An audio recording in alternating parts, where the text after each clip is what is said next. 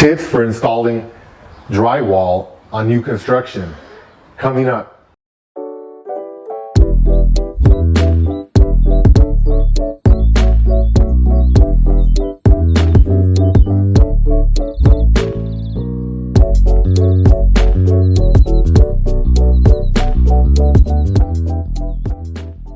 Hi everyone, this is Dr. Ernesto from Attaboy Cowboy, and this channel we give you health and wealth tips to help you be more successful. Now we're drywalling this huge building. It's about 3,400 square feet, and I just want to give you some tips on things that we learned in case you're about to start on a drywall project yourself. So let me give you a tour and give you some tips. So here's the drywall. We just finished it up, and I just want to go over some of the key points. This particular drywall is what's required by code now, and it's called Fire Shield Type X drywall. And in the bathroom here, you'll notice it's purple. And this is moisture or mold resistant drywall. You'll see in the kitchen there, that's where the countertops are going to go. That should be purple also. Anywhere where there's going to be moisture, you want to have purple. There's a countertop there, there's purple. There's another countertop there, there's purple. And most cities, it varies city by city. They want ½ inch on the walls and, ½ inch on the walls and 5/8 an inch on the ceilings. But it's different. So if you don't want to have any issues, they're never going to give you problems if you go above and beyond. So we just did the whole building in 5/8 drywall, Type X. That just makes it easier. So you don't have to be sifting between different types of drywall. Otherwise you're going to waste a lot of time on that.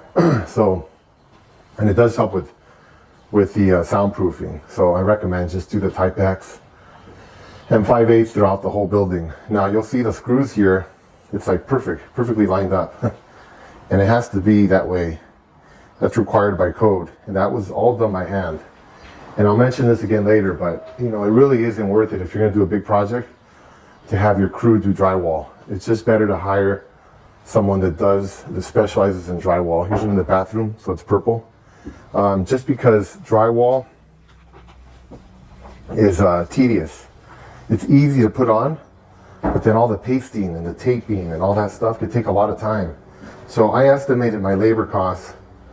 If we would have done this building, it's about 3,400 square feet. It would have been about $20,000 for labor. That's not counting any materials, just labor. And these folks came in here, a whole team, and they literally did it in about 25% of the time that I could have done it. And they did it for just about $13,000, just under $13,000. So they did it for less money, and they did it way faster.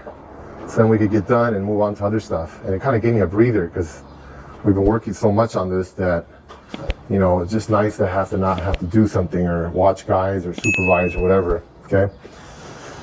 Now in garages, typically you have to do the ceiling because it's, you know, for fires. But you're not always required to do the walls, but we went ahead and just did all the walls too, because otherwise the garage is going to look ugly. And you don't have to do the purple in the garage, even though it's open. We went ahead and we just did the regular. It's not required to do the moisture resistant. So it's not really going to get wet, that's why. Even though there might be moisture in the air when it rains, it's not humid here in Southern California, so we don't have to worry about that. So I hope that helps. Again, it's called Fire Code Type X, and just use the 5/8 inch. Now sometimes guys want to do the ½ inch in the ceilings. It's not worth it. If the inspector catches you, he's gonna make you tear it all out because it's not thick enough. It's not fire code. The stick one is specifically it gives you like, I think, a 1 hour fire rating. So in case there's a fire, it gives you like an hour to get out and escape. So it's better just to be safe rather than sorry and then have to tear everything out, start over. You're going to have a lot of this stuff afterwards, which sucks. It's a lot of waste. That's just the way it is with drywall. So I haven't really found too many good ways to recycle it other than to put Craigslist ads and give it away whenever someone needs, like, you know, pieces of drywall. So in summary, I hope this video helps, but what we learned is that it's much better to hire a professional company to do the drywalling for you. They're able to buy the materials much cheaper than you can buy them at Home Depot or Lowe's or some other store. And they're so incredibly fast. I don't know how they do it, and I guess it's just practice. They just do it over and over every day. They beat anything that I could have done. On this particular project, I was estimating about 20,000 in labor. Labor alone, not materials. These guys came in and did the whole project for me, probably at a quarter of the time that would have taken me to do it. And they came in at a little over $12,000. We'll say $13,000. So I would have spent $12,000. I would have had to be tied up here, watching over workers, telling people what to do, all this other stuff. Or I just handed it to somebody else, paid them 13 grand, and they knocked the whole project out for me. So as I mentioned in the other video, in this particular scenario, insulation, drywall, don't do it. Hire someone to do it for you. It'll be much cheaper and you'll get a better job. Thank you again for listening. And from Los Angeles, California, this is Dr. Ernesto. Thank you. Goodbye.